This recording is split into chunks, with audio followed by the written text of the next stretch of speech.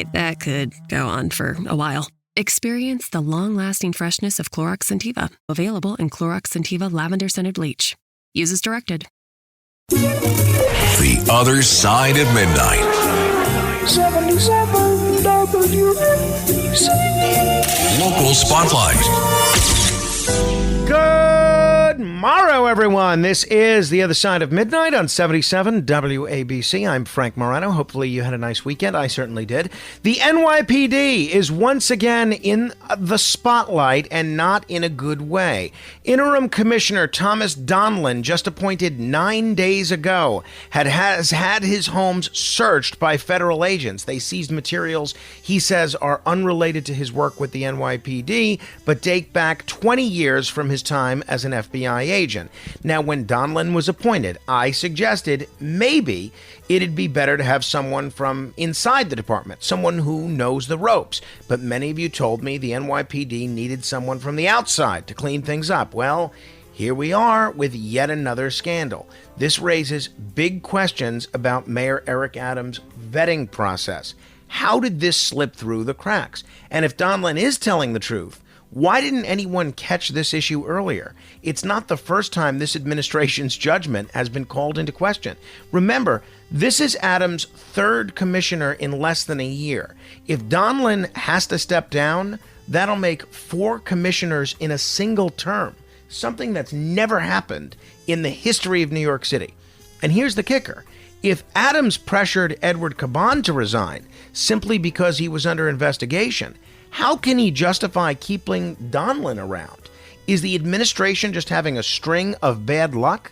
Or is there something going on here? The fact is, there's more that we don't know than what we do. And for an NYPD in need of stability, this uncertainty is a huge problem. This is an administration facing a critical moment. They're already juggling multiple federal investigations targeting high-ranking officials. The last thing they need is more uncertainty at the top of the NYPD. The timing couldn't be worse. And it's fair to ask, are Adams and his team just incredibly unlucky? Or is there something deeper going on here? Are they being unfairly targeted, which is certainly possible? Or is this just the result of poor judgment and inadequate vetting? This is incredible. According to Donlon, the materials date back to his time with the FBI 20 years ago. If true, this means these classified documents have been in his possession for 2 decades. Let's be clear. Having classified documents in your home lying around isn't just something that you forget about, unless you're President Biden or President Trump. So why weren't these issues caught before Donlon was appointed? I guess we'll see. Beam me up! To be continued. If you're having problems with your septic system and you're tired of spending so much money each year to have it pumped, then SeptiClean is the answer for you. SeptiClean is an advanced specially formulated blend of bacteria used in the treatment of home and commercial septic systems. The breakdown of waste in your system relies on biological activity of naturally occurring bacteria. SeptiClean restores the natural biological process in your septic system and boosts the existing biological activity. SeptiClean is completely safe on all plumbing and can help prevent expensive emergencies in pumping. SeptiClean has approximately 6 to 100 times the bacteria count of other leading off-the-shelf brands in a 1-year supply. SeptiClean comes in a water-soluble pack, which you flush down the toilet once a month with no mess or stress. Save time, money, and maintenance on your septic system. Find SeptiClean at Emporium True Value Hardware on Main Street in Sag Harbor, or visit micro-tab.com. That's micro-tabb.com. Micro-tabb.com. The Other Side of Midnight. 77 WABC. Local Spotlight. Good morrow, everyone. This is The Other Side of Midnight on 77 WABC. I'm Frank Morano. It seems Robert F. Kennedy Jr. is taking his fight to the highest court in the land.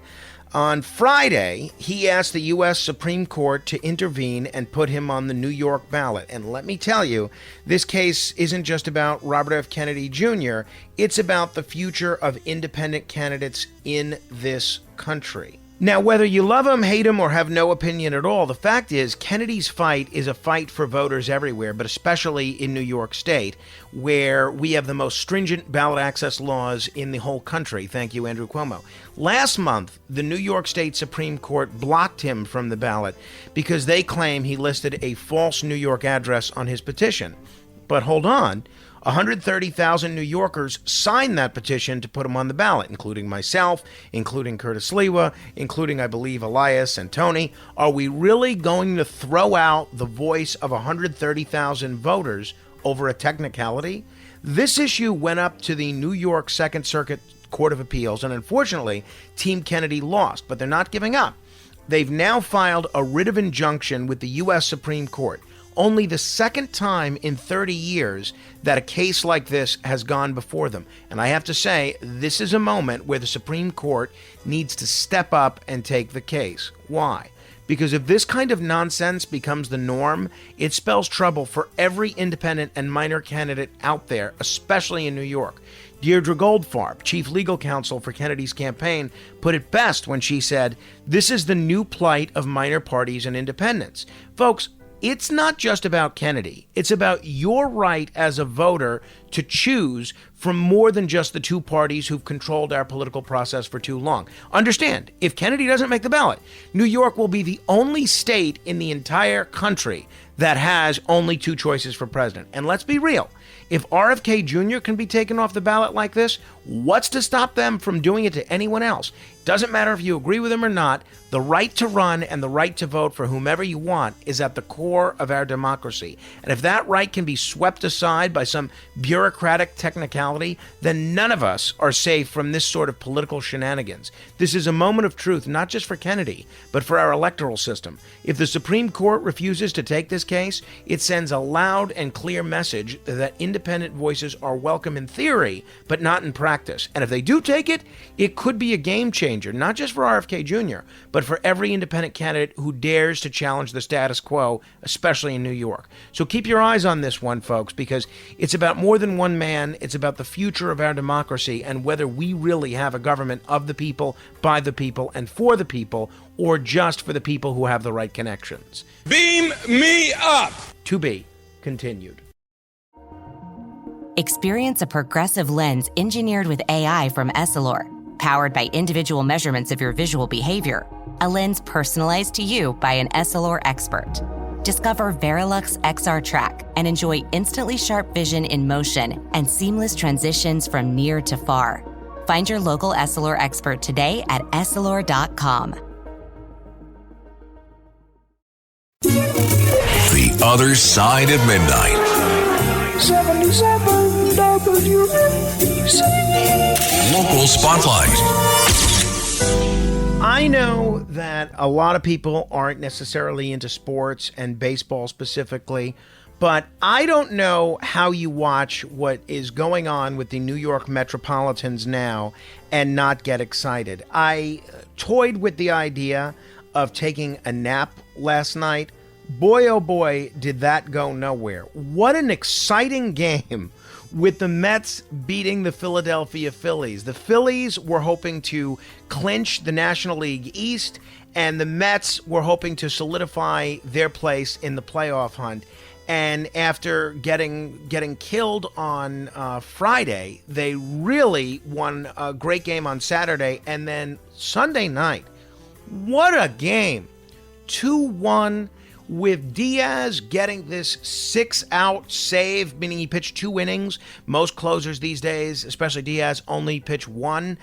This was only the second save in his whole career that he pitched 2 innings rather than 1. So exciting. Genuinely came down to the very last batter for the Phillies because the Phillies had the tying run on base. Wow.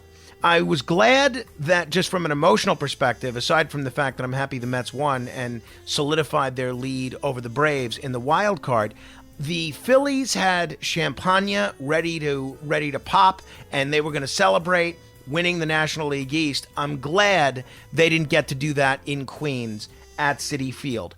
I can't tell you the last time I've been this excited to be a Met fan. This season has had its ups and downs. It's been sort of an emotional roller coaster. And sure enough, a week or two ago, when Lindor got hurt and it looked like he was not going to be able to play, I thought, okay, this Lindor injury is happening at the worst possible time. Now, we're finding a way to win even without him.